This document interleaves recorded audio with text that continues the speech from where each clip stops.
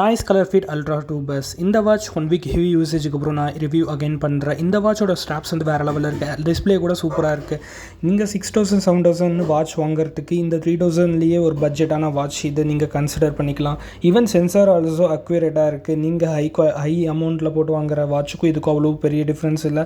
Maximum எல்லாமே sensor சேமாக தான் இருக்குது. இந்த டிஸ்பிளே வேறு லெவலில் இருக்குது. AMOLED டிஸ்பிளே 1.78 இன்ச்க்கான ஃபுல் HD AMOLED டிஸ்பிளே.